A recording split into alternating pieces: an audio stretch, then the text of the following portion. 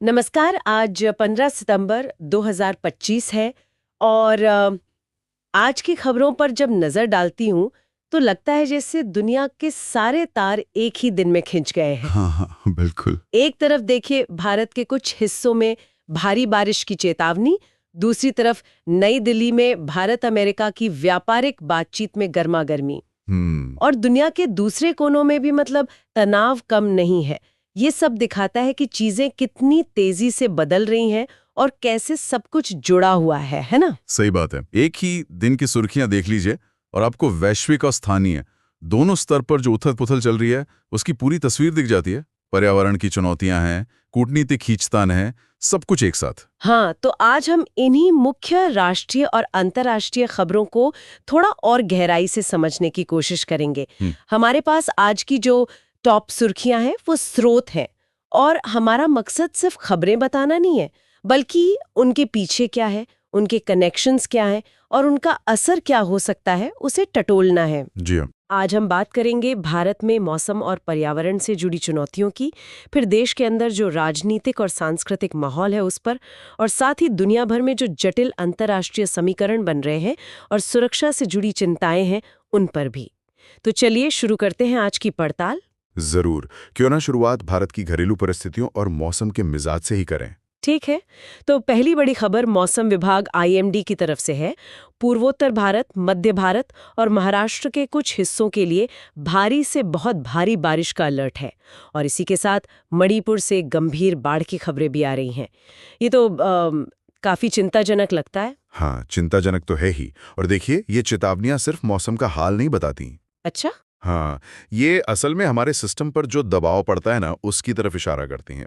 भारी बारिश का मतलब है बाढ़ का खतरा, भूस्खलन का डर और आम जनजीवन का अस्त-व्यस्त होना। मणिपुर में जो हो रहा है वो दिखाता है कि कैसे मौसम की ऐसी जो एक्सट्रीम घटना है वो जमीनी स्तर पर कितना बड़ा संकट खड़ा कर सकती हैं। ये सीधे तौर पर लोगों की सुरक्षा, उनके घर, उनकी रोजमर्रा की जिंदगी से जुड़ा मामला है। हमें सोचना होगा कि क्या हमारा आपदा प्रबंधन तंत्र, मतलब हमारा डिजास्टर मैनेजमेंट सिस्टम, वो ऐसी स्थितियों से निपटने के लिए वाकई तैयार है? क्या हमने पिछले अनुभवों से कुछ सीखा है? हाँ, ये तैयारी वाला सवाल तो बहुत अहम है, और इसी से जुड़ा एक और मामला दिल्ली का है। दिल्ली सरकार आज से यमुना के बाढ़ क्षेत्र, जिसे फ्लड प्लेन कहते हैं, उसका सीमांकन मतलब मार्किंग शुरू कर रही है। जी। ये काम राष्ट्रीय हरित अधिकरण एनजीटी के आदेश पर हो रहा है। एनजीटी यानी नेशनल ग्रीन ट्रिब्यूनल, जो पर्यावरण के मामले देखता है। बताया जा रहा है कि इसका मकसद नदी के किनारे जो अतिक्रमण है उसे रोकना है, और इसके लिए बड़े बड़े होर्डिंग भी लगाए जा रहे हैं। हाँ, और यहाँ दिलचस्प बात यह है कि ये सिर्फ कब्जा हटाने की कवायद नहीं है। अच्छा। देखा जाए तो ये नदियों के अपने इकोसिस्टम को, उनकी जो प्राकृतिक जगह है, उसे बचाने की एक बड़ी कोशिश का हिस्सा है। एनजीटी जैसी संस्थाएं मतलब इसीलिए जरूरी हैं क्योंकि वो पर्यावरण कानूनों को लागू करवाने का काम करती हैं। बाढ़ क्षेत्र को सुरक्षित रखना सिर्फ नदी के लिए नहीं, शहर के लिए भी जरूरी है। कैसे? देखिए, ये पानी को सोखने में, बाढ़ के असर को कम करने में और बायोडायवर्सिटी बनाए रखने में मदद करता है। हालांकि ये भी सच है कि ऐसे सीमांकन के बाद भी अतिक्रमण को पूरी तरह रोकना एक बड़ी चुनौती होती है। मतलब देखना होगा कि सरकार इसे लंबे समय तक कैसे बनाए रखती है। हाँ, जमीनी हकीकत कई बार थोड़ी अलग होती है, ये तो है। चलिए अब थोड़ा देश के अंदरूनी राजनीतिक, सांस्कृतिक और आर्थिक माहौल की तरफ बढ़ते हैं। कल हिंदी दिवस था, और इस मौके पर उत्तर प्रदेश के मुख्यमंत्री योगी आदित्यनाथ का एक बयान आया है।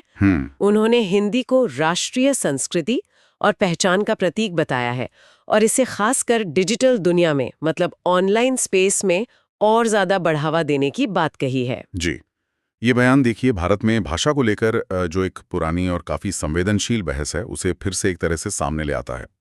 हिंदी का अपना एक महत्वपूर्ण स्थान है, इसमें कोई शक नहीं है। बिल्कुल। लेकिन जब इसे राष्ट्रीय पहचान से जोड़ा जाता है तो अक्सर अलग-अलग राज्यों और भाषाई समूहों से मतलब अलग-अलग प्रतिक्रियाएं आती हैं। डिजिटल क्षेत्र पर जोर देना दिलचस्प है क्योंकि आज हमारी बातचीत, कारोबार, यहाँ तक कि राजनीति भी काफी हद तक डिजिटल हो गई है। हाँ, ये तो है। और भाषाई विविधता के बीच वो सही संतुलन कैसे मिलेगा, ये सवाल हमेशा बना रहता है। संतुलन वाकई एक मुश्किल चीज है, और इसी तरह की भावनाओं से जुड़ी एक और खबर है। शिवसेना यूबीटी यानी उद्धव बाला साहेब ठाकरे गुट ने अबू धाबी में जो Bharat Pakistan Asia cup match होना है उसका विरोध करने के लिए सिंदूर रक्षा नाम से एक आंदोलन की घोषणा की है। अच्छा। उनका कहना है कि हाल ही में पहलगाम में जो आतंकी हमला हुआ उसके बाद ऐसे मैच खेलना शहीदों का अपमान है। हम यहाँ ये साफ कर दें कि हम सिर्फ इस विरोध की खबर बता रहे हैं, इसका समर्थन या विरोध नहीं कर रहे हैं। नहीं, बिल्कुल। और इस तरह की खबरों को बिल्कुल तटस्थ होकर ही देखना जरूरी है। ये विरोध दिखाता है कि भारत पाकिस्तान के रिश्ते कितने ज्यादा भावनात्मक और जटिल हैं। अक्सर कहा जाता है कि खेल को राजनीति से दूर रखना चाहिए, लेकिन हकीकत यह है कि दोनों देशों के बीच का तनाव और इतिहास वो अक्सर खेल के मैदान पर भी नजर आ ही जाता है। पहलगाम जैसी घटनाओं के बाद लोगों में गुस्सा और दुख होता है, जाहिर है, और ये भावनाएं फिर ऐसे विरोध प्रदर्शनों में झलकती हैं। ये दिखाता है कि खेल कूटनीति की भी अपनी सीमाएं हैं, खासकर जब माहौल इतना संवेदनशील हो। हाँ, ये बात सही है। अच्छा, अब जरा अर्थव्यवस्था पर एक नजर डालें। हाँ। भारतीय शेयर बाजार आज सुबह लगभग सपाट खुले, मतलब ज्यादा हलचल नहीं दिखी। जी। बताया जा रहा है कि निवेशक अमेरिका के फेडरल रिजर्व की जो बैठक होने वाली है उसका इंतजार कर रहे हैं। सुनने में ये छोटी सी खबर लगती है, पर इसका मतलब क्या है हमारे लिए? नहीं, ये छोटी खबर नहीं है। इसका सीधा मतलब है कि दुनिया की अर्थव्यवस्थाएं एक दूसरे से कितनी गहराई से जुड़ी हुई हैं।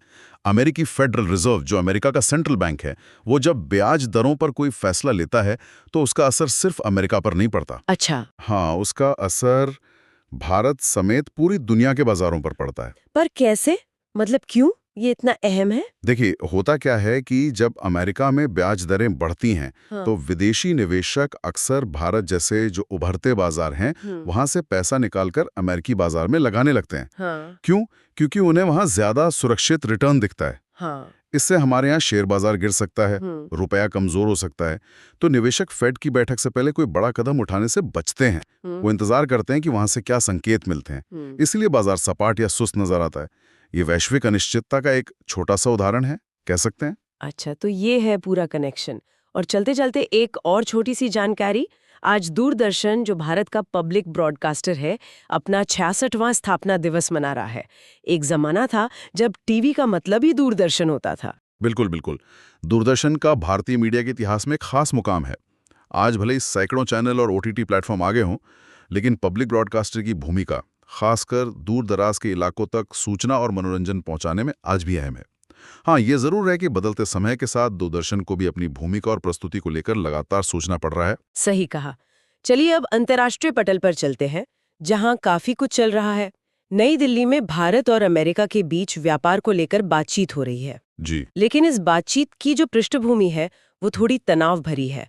हाल ही में अमेरिका ने भारत के कुछ निर्यातों पर नए टैरिफ, मतलब एक तरह का आयात शुल्क लगा दिए हैं, और वजह बताई जा रही है भारत का रूस से तेल खरीदना।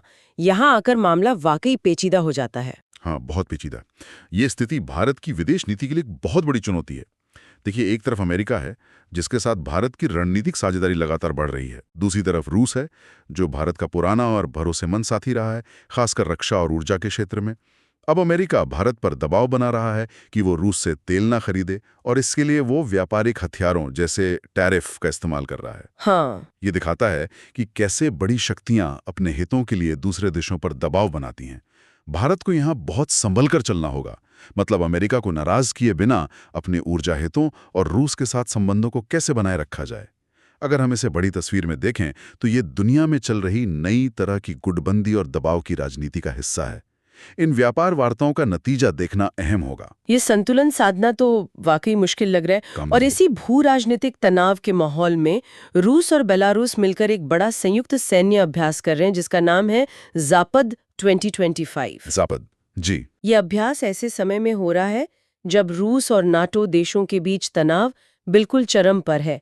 खबरें ये भी हैं कि अभ्यास के दौरान पोलैंड और रोमानिया के हवाई क्षेत्र में रूसी ड्रोन घुस आए, जिन पर कड़ी नजर रखी जा रही है। ज़ापद जैसे सैन्य अभ्यास हमेशा से पश्चिमी देशों, खासकर नाटो के लिए चिंता का सबब रहे हैं। इन्हें अक्सर रूस की तरफ से शक्ति प्रदर्शन और नाटो को एक संदेश देने की कोशिश के तौर पर देखा जाता है। यूक्रेन युद्ध के बाद से माहौल वैसे ही बहुत तनावपूर्ण है। ऐसे में इस तरह के बड़े सैन्य अभ्यास इस तनाव को और बढ़ा सकते हैं। और ड्रोन घुसपैठ की घटनाएं तो और भी खतरनाक हैं। ये जानबूझकर की गई उकसावे की कार्रवाई हो सकती है या फिर गलती से हुई घटना, लेकिन दोनों ही सूरतों में इससे गलतफहमी पैदा होने और तनाव के अचानक बढ़ जाने का खतरा रहता है, खासकर जब ये नाटो देशों के हवाई क्षेत्र में हो रहा हो।